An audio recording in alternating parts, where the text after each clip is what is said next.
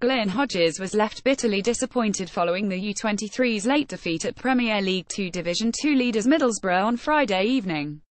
The Potters had dominated for long periods in the first half and deservedly went into the break 10-up thanks to Tyrese Campbell's 35th-minute penalty. However, a much-improved Borough side stormed back with 2 goals in the final quarter of the game, to claim maximum points and retain a 100% record in the division. Speaking to StokeCityFC.com shortly after the full-time whistle at Heritage Park, Hodges was visibly frustrated in the way his side had let the lead slip, having performed so well up to that point. "I'm absolutely fuming," Hodges expressed.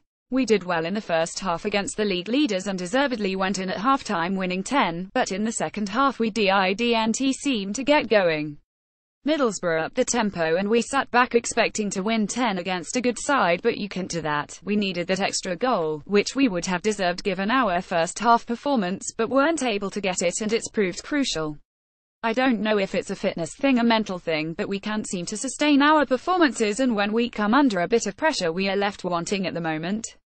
We have a lot of good players in the group, but it's just a case of trying to knit them all together to produce consistent and whole game performances.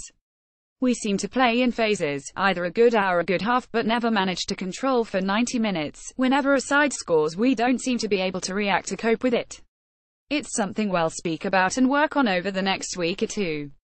Despite the loss, the former Wales international was able to take some positives from the game, including the performances of some players who stepped up from Kevin Russell's under-18 squad. "I thought Lasse Sorensen and Christopher Serretto were excellent, while Andrew Churgy was superb first half, although not as dominant as I'd have liked in the second," he added. "You obviously also have the likes of Banco Lewis Banks, Ollie Shenton and Mark Waddington, who are good performers week in, week out. I thought Tyrese Campbell looked sharp in the first half and perhaps didn't get the service he deserved in the second half, but he kept going and did make the keeper pull off a solid save." The Potters picked up their 4th sending off in 6 PL2 fixtures when Cameron McJaney was dismissed for a second yellow after kicking the ball away with the game tied at 11. Hodges expressed annoyance in the manner of the sending-off and said he had no qualms with the decision, as well as the 3 previous calls. "I think it was the right decision," Hodges added. "You can't kick the ball away when you're already on a yellow and not expect to pick up another.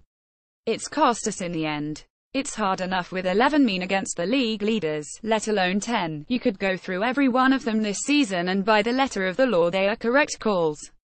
It's stupidity on the players' part and everyone could have been avoided.